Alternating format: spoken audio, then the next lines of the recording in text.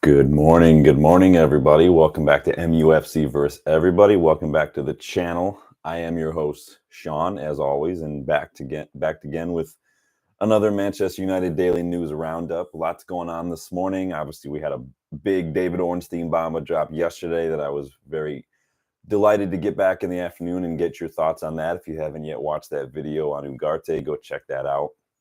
Today, we've got a bit more news to cover. Talking a little bit more about Matthias de Ligt. Could that move to United be edging a little closer? We'll talk about that. Lots of names listed in our alternative targets to Manuel Ugarte. Going to take a closer look at one of those names today in Sander Berge. So be sure to stop by and share your thoughts on that as well in a few minutes. And then talk a little bit about Jadon Sancho. Obviously, after the big to do last season with Ten Hag, went on loan to Dortmund, got to the Champions League final, came back. Apparently, Ten Hag and Sancho have kind of squashed the beef, and moving forward, that doesn't mean he's sticking around forever, though. That just means we're all focusing on the club. Some updates there today. So before we do get started, please go ahead and hit that like button for me. Go ahead and subscribe to the channel if you are new. I love seeing the community grow. Love seeing more new faces every day, getting involved, sharing their thoughts, giving their feedback. I love it. If you're not able to catch the live, don't worry. Leave a comment on the video. I will go back and check the comments, and I will respond to them all because I value your guys' opinions more than anything. So let's get stuck in, guys. First and foremost, let's talk about Matthias de Ligt, right? So there's reports coming out from Kicker, a German outlet, that say Bayern could be ready to make a deal with United for Matthias de Ligt. Now, according to Kicker, Bayern Munich have reached an agreement in principle with Bayer Leverkusen to sign Jonathan Tah. Obviously, Jonathan Tah has been a target for Bayern Munich for several months. Bayern have been pretty busy in the last couple of years buying center backs, right? They bought Kim Min-jae over a year ago when we were linked to him. Then they brought in Eric Dyer in January as well, right? And then they picked up Sasha Bowie. Obviously, he's a right back, but they picked him up from Galatasaray in January as well. So Bayern have been busy building their defense. And clearly, Matthias de Ligt's not in the plans. They want Jonathan Tah. They're pushing hard for Jonathan Tah. They need to sell. As Kicker's report adds, Bayern cannot complete the signing of Tah until Matthias de Ligt is sold to Manchester United. Like we just said, like we've been saying for a few weeks now. Now, enter the chat, Florian Plettenberg, right? Plettigol on Twitter. Apparently, the agreement for Jonathan Tah is 25 million euros plus 5 million euro add-ons between Bayern and Munich, right? As soon as Matthias de Ligt joins Manchester United, Bayern will finalize that deal. Verbal agreement is done, contract till 2029. You know the drill. It's the same as what we've seen with some of the players that we were linked with, right? Personal terms are fine. Everything's fine. It's just a matter of getting that agreement. And again, kind of like us with Wan-Bissaka or McTominay, even for midfielders, we need to sell before we can just come to an agreement. And like I've said many times, it's not just United that are in this boat right now. Everybody seems to be in this boat, unless you're like West Ham or Atletico Madrid, apparently. But it's been clear for a while, like I said, that de Ligt is not in Bayern Munich's plans moving forward. And he's not in Bayern Munich manager Vincent Kompany's plans moving forward. If they want Jonathan Tah, they have to sell. We had that joint offer for Matthias de Ligt and Nusayr Mazraoui rejected last week. It's not over yet. It ain't over till it's over, right? And we do need a defender. I think this one's just going to be a game of chicken. Who's going to blink first? But, is it going to be United or Bayern who decide to, either raise the price or lower the price? I'll let you guys decide. De Ligt seems to be the only other center back we're actually looking at right now. Obviously, we want him. Ten Hag knows him. Personal terms agree. We put in an offer. We'll see. I think we moved on from the Branthwaite deal, kind of like Ugarte. When something is overpriced, we're going to walk away. We're going to try. It sounds like we're going to try to put in some offers to test the waters and see what happens. But if we just feel like we're not going to get anywhere, we're going to move on. I think that's what Ineos are focusing on. Like we talked about yesterday, the United tax is a real thing. Despite what rivals may tell you, what the media might tell you, whatever you want to say, it is a real thing. Again, just look at what PSG paid for João Neves from Benfica compared to what we were quoted at having to pay for.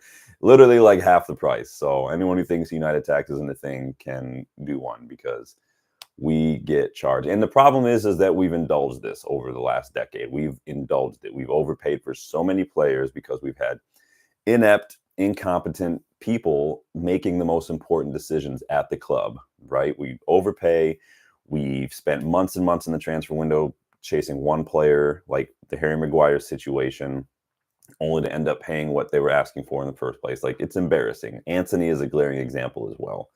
So I like the concept, like I said yesterday, of no longer doing that, of no longer getting bent over a barrel for players. But I don't like the chasing of Ugarte for weeks and weeks only to walk away from it. We could have had another midfielder in by now, like had we just decided, you know what, let's just go. It's more important to strengthen. That's why it's important, like I said yesterday, to have good scouts, alternative targets, constantly being proactive, not being just stationary, constantly be doing things. So we'll see what happens. Haven't been a whole lot of links to other defenders other than Ligt and Branthwaite. Obviously, we're not going to get Todibo. Sounds like he might be going to Juventus. So thank you, UEFA. Take 2 of these. Call me in the morning. But it is what it is. On Mazraoui, though, so we just talked about Mazraoui a little bit. This is potentially proving to be a bit of a complicated deal, as it has been reported now that came out yesterday that Aaron Wan-Bissaka apparently wants a big payoff from United to join West Ham. I think he's on like 90K a week right now. Word is that West Ham can't or maybe just won't pay that. Obviously, it's a lot of money. Doesn't seem like a lot, but you have to remember we overpay our players in wages. So for us, that doesn't seem like a lot. For a lot of other clubs, it does. It is a lot. We did trigger the 1-year extension on Wan-Bissaka's contract last winter, so he is entering the final year of his contract this year. So it sounds like he wants the difference, kind of like the reason Harry Maguire didn't go to West Ham, right? He wants his wages. And so I get it from a player perspective. It is what it is. Again, this is the kind of situation that Ineos have kind of walked into. It's not Ineos' fault that Wan-Bissaka is paid that much. It's not Ineos' fault that Harry Maguire is paid as much as he is. That's the previous regime that Ineos are just having to deal with the fallout of that and kind of pick up all the pieces and put it back together. So it is what it is. We'll see if we can get that deal wrapped up. I know it came out recently, that from Romano and whatnot, that we're going to see some deals coming early this week. It's Tuesday. Haven't seen a lot, but we'll see.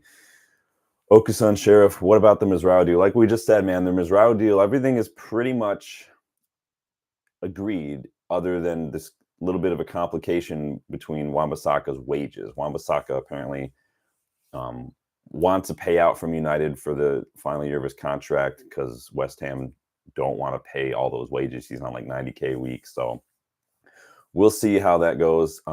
He only makes about 4.5. That's like 4.5 mil a year entering the final year of the contract. So even if it was the difference between what West Ham are willing to pay and what we pay, it's probably only a couple million. In principle alone, I don't like doing that. I wouldn't want to do that. I'd be like, listen, you're going to sit here or you're going to go play. Like, if he's not part of the plans. I don't have a problem with Wan-Bissaka. I like Wan-Bissaka. I think he's limited moving forward. I think he's good tackling and he's good defensively. I think that he's good defensively in a one-on-one. He's not great when it comes to position awareness. I think he loses the runners at the back post too frequently. He gets pulled too centrally far too often. So, and if you get past him, especially in our box, odds are he's going to give away a penalty. He did that several times last season. So he's not bad. I just don't think he suits the system anymore. He was good under Ollie, did a job. I think that it's time to move on. And clearly, Mazraoui is who we have in mind. So it's about, if you want to back the manager, if you want to stick by Ten Hag, you have to do this. And so we'll see what happens. But it's been several weeks since we brought in players. It would have been ideal to have these players in for preseason, but it is what it is. But we'll see what happens. Hopefully we'll get something over the line this week as far as Mazraoui goes, maybe Ligt. We do need a midfielder, as we're going to talk about, but we'll see what happens. But welcome to the channel, Okusan. Good to see you, man. Don't forget to hit that like button on the video, guys. Don't forget to subscribe to the channel if you are new. Go check out a lot of these other videos. Let's jump into this midfield. So again, yesterday, David Ornstein dropped that bomba on us, reporting that United have, at present anyway, walked away from pursuing a deal for Manuel Ugarte, and reportedly we're now looking at other midfield options. Like we said, apparently United are not going to overpay for players anymore, and PSG's asking price was just too high. They weren't willing to lower it. So some of the alternative options that were listed, In the reports yesterday were Martin Zubamendi, who we've been linked with, Adrian Rabiot, João Gomez, who we've been linked with in the past as well, Andre at Fluminense, remember that guy. There's that potential hijack for Yusuf Fofana, bringing back Sofian Amrabat, for like half of what the original obligation or option to buy was going to be. And then if you remember that Richard Rios guy, remember with Colombia in the Copa America, a lot of there was some links there when he had a decent showing for Copa America. Obviously, that's gone kind of quiet. I think that could have been probably more agent talk or maybe Palmeiras talk to say, hey, he's got a good Copa load. We want some money. Let's get him, let's throw that link out there. Who knows? But he was linked as well. Then we saw another name linked yesterday that a lot of people have been chatting about, and that is Burnley's central midfielder, Sander Berge. Currently at Burnley. Joined Burnley from Sheffield United ahead of last season when both clubs were promoted. He actually joined Sheffield United from Genk in the Belgian league, if you remember. He was playing in the Champions League at Genk. So it's so interesting to me, like the power of money, the power of the Premier League, no matter what the club is, to draw players from Champions League competing clubs to teams like Sheffield United or Fulham in João Palhinha's case, coming from Sporting. And I'm not trying to diss these clubs. It's just you're playing for Sporting in the Champions League and you want to go to Fulham. You're playing for Genk in the Champions League and you're going to go to Sheffield United. So it's interesting, right? KD, good morning, my friend. How are you? Good to see you this morning. It just never ceases to amaze me, the power of money, right? So on Sander Berge, like I said, we're going to be doing a little bit of a closer look at him today. But he's 26. He'll be 27 in February, I believe. Norwegian, plays in central midfield. We were linked with him when Ole Gunnar Solskjaer was our manager. Obviously, the Norwegian connection. Vibes, good morning, my friend. Big up. I really liked Sander Berge when he was at Sheffield United. I liked him when he was at Genk. I thought he was immense for Sheffield United. A couple years ago, he reminded me a lot of like a Declan Rice, Edson Alvarez, kind of just all over the place, getting involved. Contrary to what a lot of people believe about Sander Berge, though, he's not this traditional ball-winning destroyer number 6 that like Ugarte was, which is why it's so interesting to me that he's one of the names linked. Because he's just not that player. He's never really had those tremendous kind of tackle interception numbers that you're going to get from that kind of profile, right? He's capable of doing a job in that and kind of sweeping up and kind of recovering and whatnot. And I think as far as defensively is concerned, his better contribution in that regard are the aerial duels and like the clearances and the blocks on the edge of his box. He's good at kind of knowing where to be. His positional awareness is very, very good. But he is more of a box-to-box, getting forward, carrying the ball, progressing the ball kind of midfielder, kind of like a Declan Rice is now at Arsenal or like a Thomas Souček at West Ham. His height, again, he's like 6'2", 6'3", I think. It does mean he wins a lot of those aerial duels. He's in the top 9% for aerial duels, actually. But it's his reading of the game, again, that contributes to his all-around style of play, his all-around game. He just seems to know where to be. Again, those blocks and those clearances, he's in 76 and 79th percentile, respectively, per 90 for that. So he knows where to be. He knows where the danger's coming from, and he's going to do that. He's actually quite good at ball progression, like I said. His progressive carries and his pass completion tend to be very, very high, very solid. He gets into those advanced positions very frequently. Again, a lot of his touches come from in the opposition half. He's getting forward. He's carrying the ball. His progressive pass numbers are solid. We saw this with Sheffield United in 2023. He was a key role in earning their promotion, chipped in some goals and assists as well. So, like, if you look at his numbers from 2022, 2023, like his progressive carries, top 7%. Successful take-ons, 88%, so the top 12%.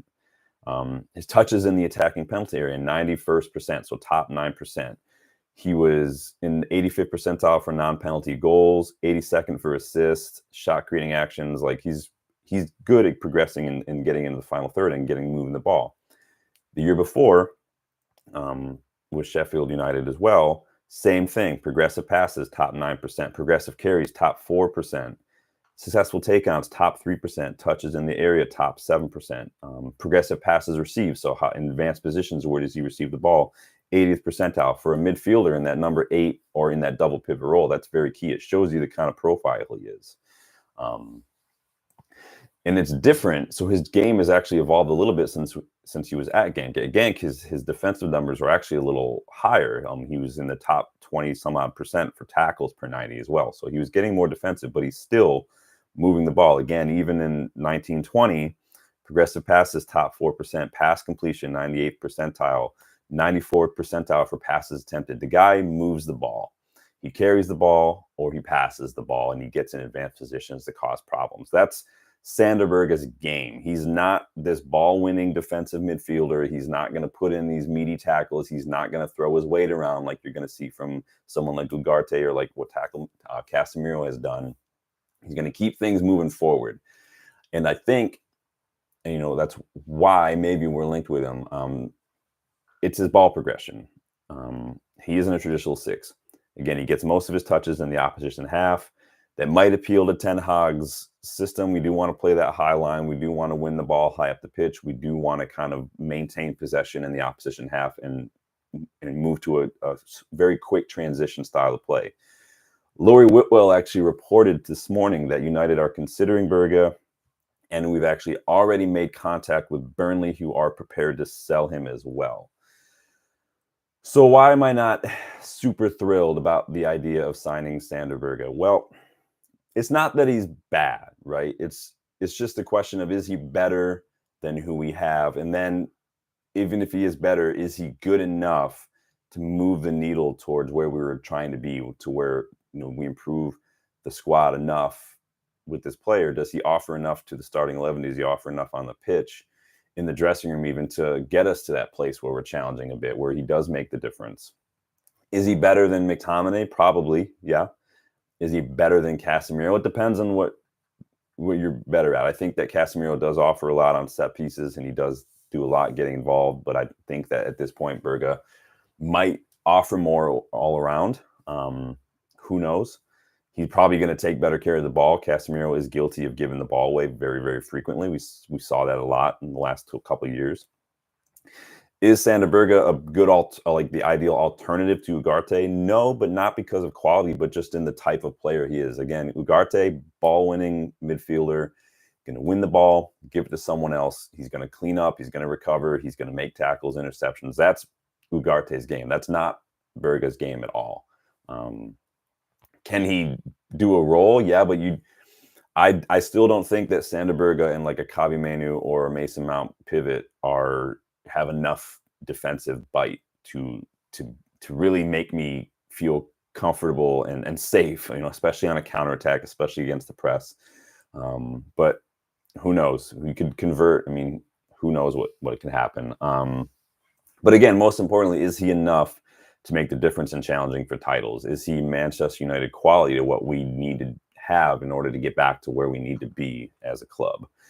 Does he make the difference in a match against Man City, against Arsenal, against Liverpool? Is he going to be the difference maker in those kind of games? We've seen that some of these other players, like McTominay, for instance, has had a huge impact in some of these matches. McTominay showed up against Liverpool in that FA Cup quarterfinal. McTominay, as far as what it is to be a United player from a mentality standpoint, McTominay gets it. Like if you had to draw a picture of a player, if you looked up like Manchester United mentality in the dictionary, it would probably be a picture of McTominay as far as just his passion. His skill, though, and maybe some of that hiding from the ball is suspect. But McTominay loves the club. He gets it. He shows up in those moments, but that's still not enough. I need that on a regular basis, not just now and then in a match here and there. You don't want to focus so much on, because I think a lot of us fall into this trap, right? Come the transfer window, we just want new signings. We just want new players. We don't like some of these players. We just want, and we're just throwing out names all over the place. And it's like, you have to avoid falling into that trap. You can't just sign someone for the sake of signing someone. It's Ralph Rangnick said himself, it's better not to sign anybody than to sign the wrong player just for the sake of signing a player. That's money spent if they don't It's kind of like what happened with Donny van de Beek. And I'm not saying Donny van de Beek is a bad player, but did he suit what we were looking at? No, because he's not who Ollie wanted. He didn't suit Ollie's system. Donny van de Beek is not a counterattack football player. He is a Ten Hag player. It's just those injuries caught up to him, I think, and it was just getting too much. And so you don't want to fall into that trap of just signing someone for the sake of doing so. That's not smart. KD says, hadn't given me any feelings of excitement, but your analysis is interesting. Might be one of those signings that aren't blockbuster at first, like Carrick, but it could. I think it's just, again, it's never easy to say this player is a bad player, because a lot of it does have to do with the manager, with the system, the other players around him. A player at one club can look horrible, but you put him in another club where the system that suits their style of play and stuff, then they can look a totally different player. So who knows? It's going to depend on what we want to do. Again, you'd think that maybe we're going to be experimenting a little bit with Xerxes, Højlund now probably fighting for that top spot. I don't know if we're going to be sticking with a 4-2-3-1. I don't think that there's anything wrong with changing things up now and then, depending on the opposition. Depending on, that's part of, opposition analysis that they teach you with like PFSA courses and things when you're doing your scouting licenses and whatnot. Opposition analysis, how the opposition set up, how do they play, who are their danger men, kind of things. What are their triggers for pressing? What are this and that? Like doing that. And then sometimes and I like that that's kind of like what we did against City in the FA Cup final, is we set up a little differently. We pressed them, we sat a little deeper, we pressed them a little more. We kept them kind of just passing the ball in their own half, basically. They weren't able to do a whole lot with the ball, which is what you need to do against City. So I'm glad we did that. But you have to also consider this from a financial point of view, because I guarantee you that's what Ineos are doing right now. Again, we don't have the funds. We have to sell to buy, which I think that if McTominay goes, that could start a bit of a domino effect. But until then, we have to navigate the FFP situation that the previous owners and negotiators have left us in. Sander Berge would be a cheaper option than like an Ugarte, for instance, or like a João Gomez, who apparently Wolves want like 60 million euros for. He would allow us the funds to strengthen elsewhere, and maybe put be a catalyst to speed up the process for like the Ligt and the Mazraoui deals, right? Which is important to do. But is he better than Amrabat, for instance? They're probably going to cost roughly the same. They're about the same age, I think that Berge is probably a little bit more of a physical presence in terms of, I think that he would maybe hold on to the ball a little better against the press than Amrabat. Amrabat looked a little timid sometimes when he was pressed. Sometimes that pressure, hearing footsteps when he receives the ball in his own third, Amat was guilty of kind of not controlling the pass, giving it away, kind of hurrying that because he heard, the press. And you're going to get that. A lot of teams in the Premier League are going to be pressing like that now. You're not going to get as much time on the ball as we would have otherwise 5-6 years ago. So players need to be able to not only be strong enough to hold that press, but also quick enough and composed enough. And like I've always said, in our own defensive third, when it comes to that deep midfield role, composure is probably my most important attribute for a midfielder. You have to be able to be composed against the press in a very delicate area of the pitch with very little time and space on the ball. Sometimes you have to just be able to look like you're able to slow things down and just move the ball and hold on to it when you need to. So Amrabat hasn't quite convinced me of that as much. He looked better towards the end of last season, but I still see those kind of chinks in his armor in that regard. Berge, he's bigger. He's going to win the ball. So I think if you can win the aerial duel, you won't have to worry so much about holding on to the ball as much. But we're not great at winning second balls anyway, so it is what it is. So I'll let you decide what you think about Sander Berge after providing you with a little bit of that deep dive. Hope you guys learned a little bit. Like I said, I like Sander Berge. I don't know if he's what I think would get us kind of move the needle for us right now in terms of squad. I mean, he's better than McTominay. Arguably, he's about the same, I think, in terms of Amrabat.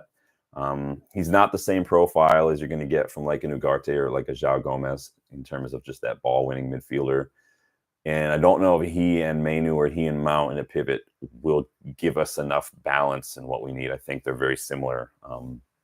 But it's obviously not up to me, but Hope you guys enjoyed that little portion of the video. Deep dive Sander Berge. Do you like him? Do you not? Again, just wanted to present you with that little closer look at who he is so you can, get some more context. But moving on a little bit, not so much, not a terribly busy news day. We'll probably have more coming up this afternoon, but on to PSG. So no, this isn't about Ugarte. This is about Jadon Sancho, because it sounds like we haven't left the chat as far as sitting at the discussion, negotiation table with PSG is concerned. We may have cooled on Ugarte for the time being, but Darmesh Sheth with Sky Sports has reported this morning that United and PSG have actually opened discussions over the transfer of Jadon Sancho. Remember, we talked a little bit the other week that Sancho and PSG, the personal terms were all good. It sounds like that could be an option. So the discussions between United and PSG apparently were over the conditions of a deal, what the conditions would be for a transfer, how much would we want, price structure, add-ons, all that kind of stuff. Sounds like Sancho could be open to the move, according to Chef. Personal terms, not a problem. He also adds that Ugarte is still on the table as a topic of discussion, but it sounds like for now that's cooled. So, KD, thank you, man. Hit the like button, guys. Yeah, do hit the like button if you guys are here. If you guys are watching, I got 10 people right now. Just follow you, hit that like button. Super free. Hit that thumbs up. Helps the channel grow. Helps get more people involved. Subscribe to the channel if you are new as well. That helps. And as we maybe do some more giveaways in the future and things, liking, subscribing, getting involved in the chat, getting involved in the comments, all that helps just get you entered to win a potential jersey or something. So keep that in mind. But big up KD, the mods, always holding it down, trying to get more people involved. So I appreciate that. Would you hold on to Sancho? I know he and Ten Hag kind of squashed the beef. Again, it sounds like maybe that was more for just pragmatism, the good of the squad. Put it aside. Whether or not that means anybody apologize, it is what it is. They could have just said, hey, agree to disagree, but we're going to move on because that's what it is. Juve were linked a little while ago. It doesn't sound like they're involved anymore. Sancho, I've always said PSG could be a good move for Sancho. Obviously, they just lost Kylian Mbappe. They do have Asensio. They do have Barcola. So I think that Sancho could come in and play a good role for them. I think that league probably suits him a little better. Does Luis Enrique suit him? Again, like I just said with Berge, sometimes it's about managers. Does a Luis Enrique need someone like a Jadon Sancho? We'll see. If PSG are talking, obviously maybe he's part of the plans. But would you keep Sancho? Are you annoyed with Sancho for what he did last season? Do you think it's Ten Hag's fault? I did a video last season, on whether or not Ten Hag is a bully. Go check out that video if you want to learn a little bit more about that whole situation as well. Because I did do a deep dive on that as well. I did an actual an article on the situation as well back when I was writing for Stretty News. So go check out Stretty News if you haven't yet. It's a good website. But yeah, I did an article for them on that as well. KD, nice deep dive as always. He says, thanks, man. Appreciate it. I did, like I said, it's when we're linked with some players, when we're confirmed to be kind of reaching out to people, I like to take a closer look at who these players are, what they're all about. Do I think they could fit? But most importantly, it's about presenting all of you with a deeper, a more in-depth picture, a profile, numbers, especially to let you know what these players are all about, to let you decide how you feel about it. Not everyone is as big of a nerd as I am and wants to learn about that stuff. But again, my time as like a psychologist, right, working with assessments and then matching up to what I know about a given client, it's one thing to look at an assessment and look at hard numbers. It's one thing to talk to a client, but it's a whole nother to take those two things and see how they fit together to kind of make a clear picture. So when you watch someone play the eye test, right, and then you look at the numbers, right, you're like, oh, okay, either I was misled here or this is more inaccurate than I thought. It's like Jack Grealish. People watch Jack Grealish play and they're like, he's so good. He's so good. Look at him, he's so dangerous. He gets forward. But Jack Grealish and Anthony last season had pretty much the same goals and assists in the league. I think Grealish, so each had 3 goals, and I think Grealish had 1 more assist than Anthony. I think he had 3 assists. Anthony had 2. But you would look at both and say, well, Grealish is clearly better. Well, cool. What are they actually doing numbers-wise? Well, pretty much the same. Grealish was outscored by Fred his first season at City when he made that move. So eye test, numbers, they work together. They're not enemies. So keep that in mind. On transfers, though, this is so random, but where did Atletico Madrid come from all of a sudden this transfer window? They've been going ham this summer, right? Good morning, Danny B. Good to see you, my friend. Atletico Madrid are just trying to basically win the transfer wars. They 75 million plus 20 million in add-ons for Julian Alvarez. That's insane. 40 million for Conor Gallagher. That's insane. They got Robin Lenormand from Sociedad for 35 million. That's crazy because they just lost Mario Hermoso for free. Alexander Sorloth for 32 million. Like, that's crazy, man. What are Atletico doing, man? They were really trying to push hard this season. Obviously, Diego Simeone has changed up his tactics over the last couple of years. They are pushed. Did they finally find a buyer for João Felix or something? I know they've been wanting to get rid of him for a few years now. I mean, but they have literally spent now 75, 100. They've literally spent like 175 million on these 4 players alone. That's insane. Justin, what's good, my brother? How you doing this morning? Katie, I'd keep Sancho. They've drawn the line under the issue, so now he only owes us on the pitch. If he puts his head down and gets to work, I'm all good. Yeah, I mean, we're never going to make money on Sancho. We're probably not even going to get half of what we paid for him. That's not Ten Hag's fault. That's not even Sancho's fault. That's, again, the old ownership's fault. We chased him for well over a year, spent 75, 85 million on him. I mean, you'll know me. I'll never hold players responsible for transfer fees paid for them. I will hold them responsible for wages because that's up to them and their agents to push for that. But I do expect a lot more from Sancho than what we've seen. He has not lived up to what the expectations, and he's really not lived up to his capabilities, in my opinion, as a player.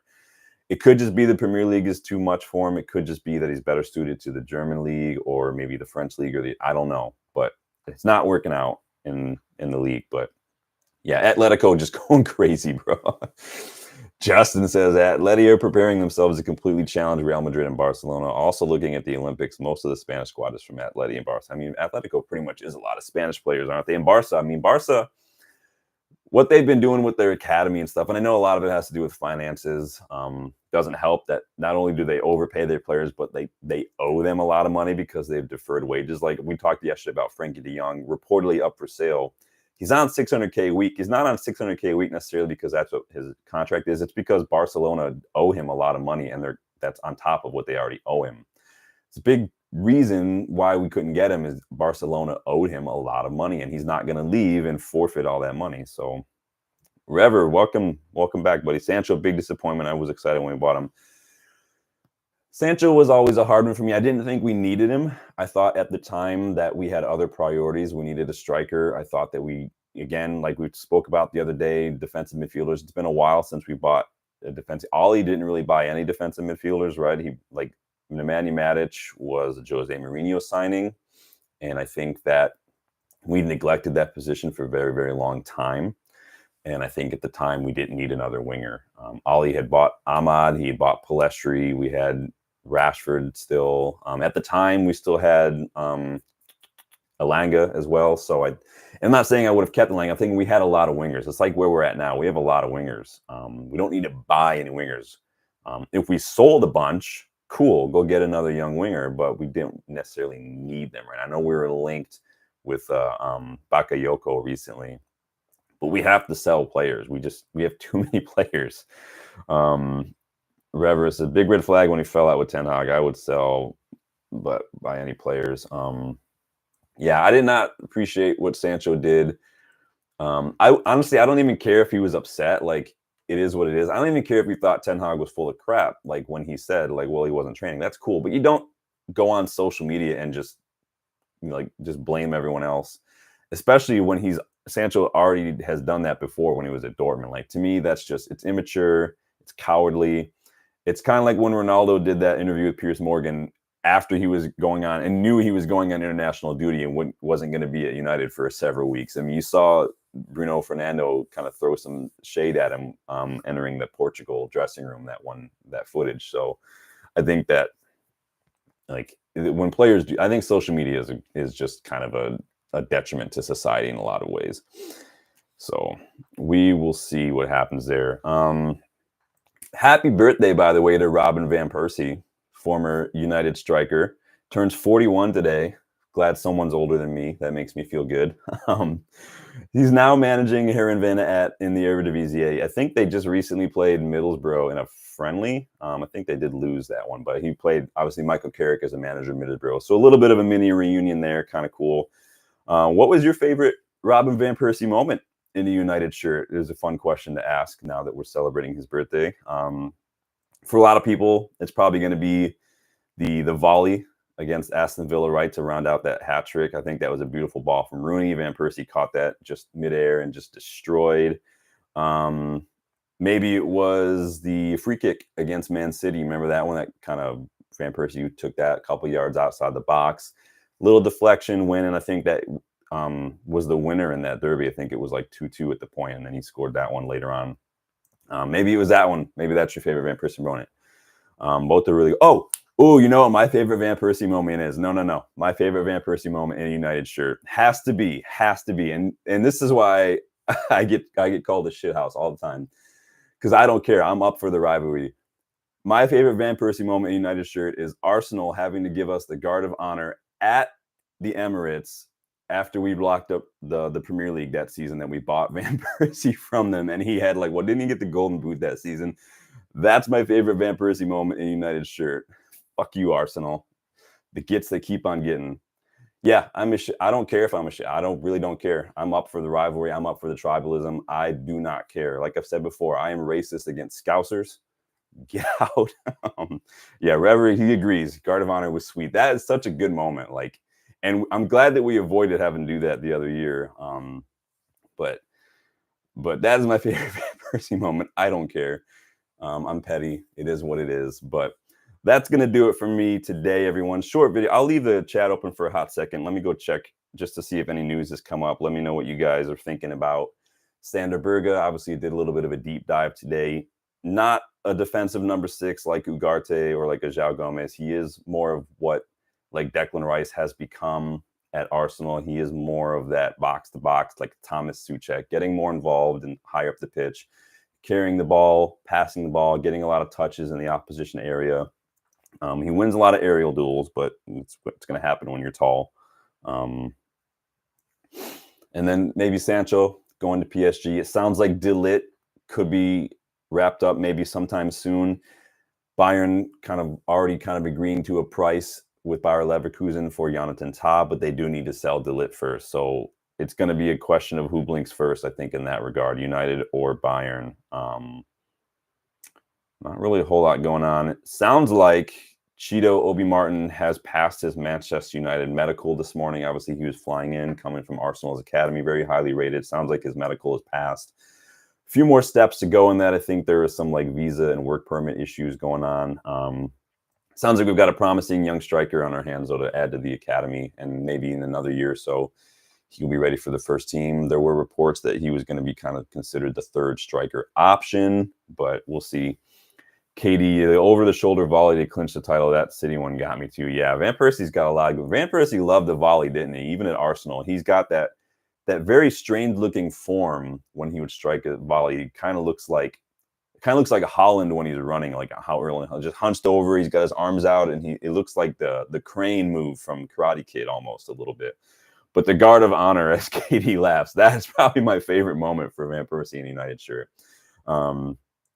Not any United shirt, but his diving header against Spain in the World Cup in 2014. That was a thing of beauty too, as well. So Van Persie was a very underrated striker.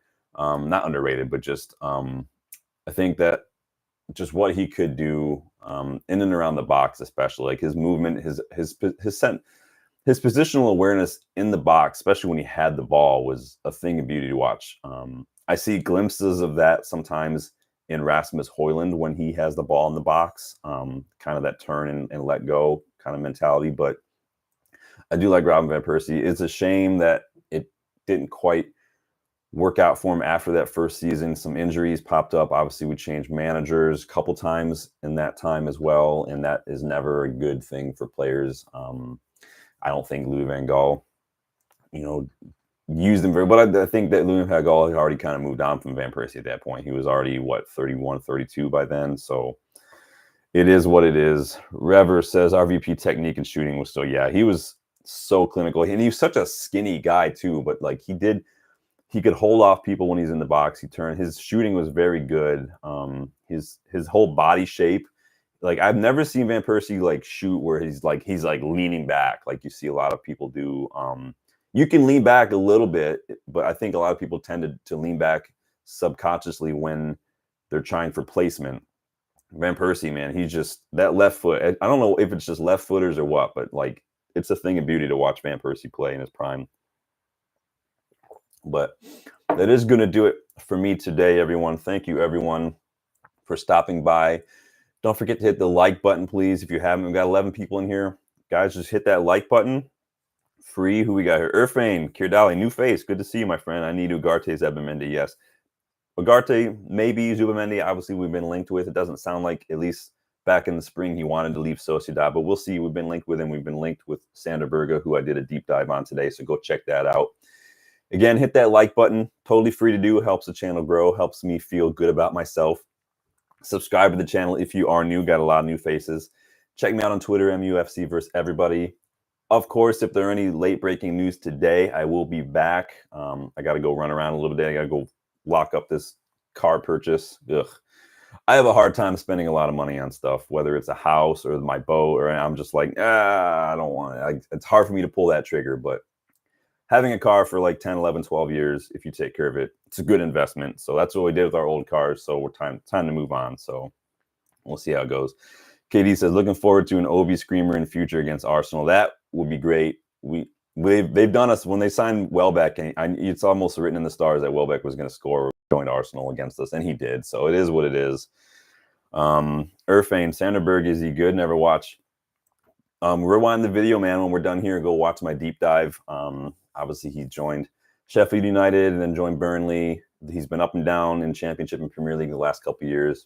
Go check out the deep dive, and then you can kind of decide for yourself how you feel. I don't want to make that decision for you. My job today was to give you guys more context, give you some numbers, give you some of what his profile is, what he would bring to the side, and let you guys kind of decide for yourself. But that is going to do it for me. Sorry, I keep saying that, but everybody talks, and I want to make sure everybody gets heard. So Craig says Berg is solid.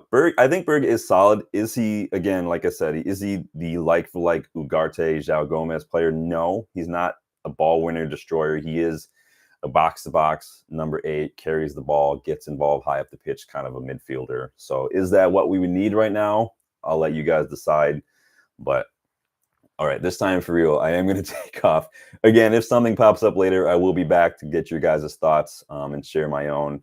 Please like the video. Please subscribe. Thank you, everyone who stopped by today. Justin, Danny, Rever, KD, new faces, Irfane, Craig the Unicorn, obviously Okusan Sharif, and then Vibes. I remember Vibes popped up today too. So everybody, thank you for stopping by. Enjoy your day, and I will see you guys a little later on. Irfane Kiggs with 13 win. Yes, he is. All right, take it easy, guys. I'll talk to you later.